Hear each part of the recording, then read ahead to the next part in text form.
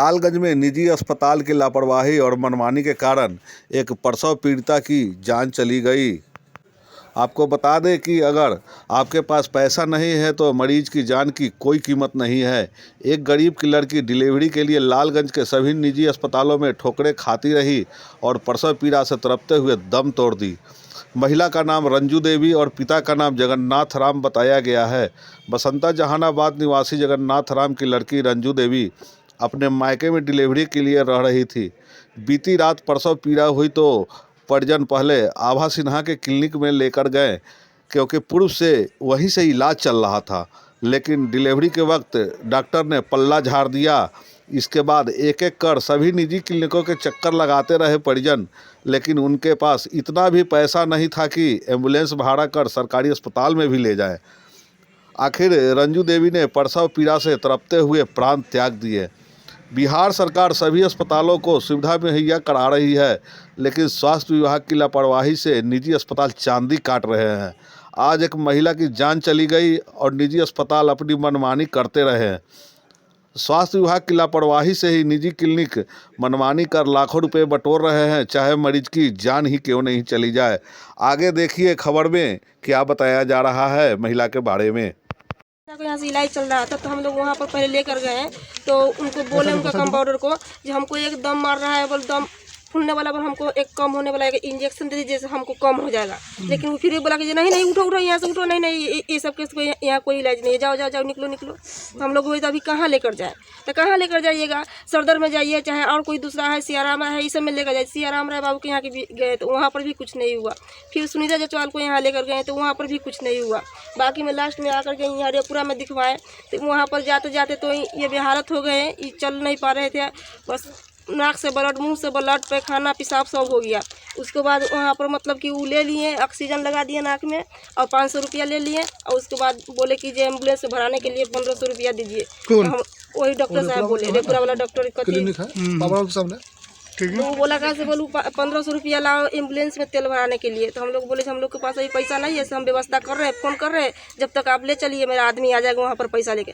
बोला कि नहीं उतरो उतरो उतरो, एम्बुलेंस पर से उतार के हटा दिया। तो वहीं पर ध्यान हो गया। वहीं पर ध्यान हो गया तो हम लोग लेके घर पे आ गए। फिर कैसे लाए वहाँ से? फिर टोटो से लाए, जो टोटो से ले गए थे वही टोटो से फिर लेकर चल रहे। क्या नाम हुआ आपका? ललिता देवी। क्या? ललिता देवी। कौन थी आपकी? ये मेरी ननद थी चचेरी। कुछ बताइए। इनके यहाँ पे आई हुई थी 2-3 महीना पहले से आई हुई थी यहाँ, और वहाँ यहाँ घर पे भी देख रेख करने वाला लोग नहीं है, और इससे किसी गांव के लोगों को पता नहीं चला कि इसका तबीयत ख़राब है या पहले से, और रात में टेंडम इनका एक बार की तबीयत ख़राब हो गया। लेकिन हम लोगों को ये पता नहीं लगा कि तबीयत ख़राब हो गया। फिर लेकर डॉक्टर के यहाँ गए और डॉक्टर क्या कहा, इन लोगों से जो बात हुई जो सब बतावे कि हैं आपको, और इसके बाद इस रात में प्रभात के लिए क्या बोला इसको, तो आपको जानकारी नहीं दी गई परिजन के द्वारा या किसी के द्वारा? ये जानकारी नहीं मिलेगी हमको इसकी बात की कोई भी जानकारी नहीं थी। कोई भी कल शाम में आए हैं हाजीपुर से, सामने तबीयत मेरा भी खराब, तो हम लगभग 20 दिन से घर पर ही है, लेकिन हमको इसके बारे में कोई जगह की तबीयत खराब है। तो आप विकास मित्र हो यहाँ? हाँ, यहाँ के विकास मित्र है। तो ये जानकारी नहीं हो पाई कि एम्बुलेंस नहीं मिल पा रहा है या फिर डॉक्टर एडमिट नहीं ले रहा है? हमको ये बात पता है, हमको ये पता ही नहीं कि तबीयत खराब हो गया और लेकर के गया है। हमको ये बारे में कोई पता नहीं इसके बारे में हमको।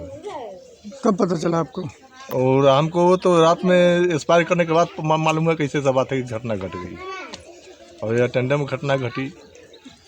क्या नाम हुआ आपका? मेरा नाम हुआ देवेंद्र राम। इसी टोला में घर है आपका? हाँ, घर इसी टोला में है। इसी टोला में यहाँ के विकास मित्र स्थानीय देवेंद्र राम, उनसे हमारी किसी सब्जेक्ट पे बातचीत करनी थी।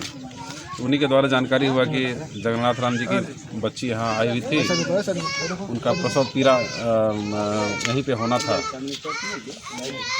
लेकिन कल रात में 10 बजे ये लोग लालगंज लेकर के गए और जितने भी निजी क्लिनिक है सभी जगह गए, लेकिन किसी ने इलाज नहीं किया, किसी ने कोई रास्ता नहीं बताया। अंत में कोई एम्बुलेंस वाला तैयार हुआ, लेकिन इन लोगों के पास 500 रुपया नहीं था डीजल भराने के लिए भी, इसलिए इनका इलाज नहीं हुआ। और अंत में पावर हाउस बिजली विभाग के सामने एक प्राइवेट क्लिनिक है, वहाँ पे ले गए और ले जाने के दौरान ही सिरी पे चढ़ा रहते उस समय इनकी डेथ हो गई। तो मतलब क्यों नहीं एडमिट लिया, क्या पैसा के अभाव में या और कोई कारण था? अब ये लोग बहुत पढ़े लिखे नहीं हैं, इन लोगों को जानकारी नहीं थी कि हाँ 102 पे फ़ोन करके हमको एम्बुलेंस बुलाना है या रेफरल में ले जाना है।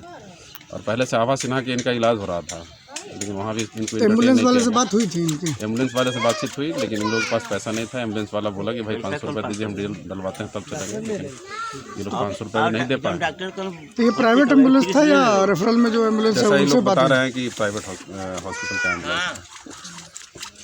कहीं ना कहीं शासन प्रशासन पे बहुत सवालिया निशान है, और सब लोगों पे ये सवालिया निशान है कि कोई व्यक्ति इलाज के बिना और 500 रुपये के बिना मर जाए।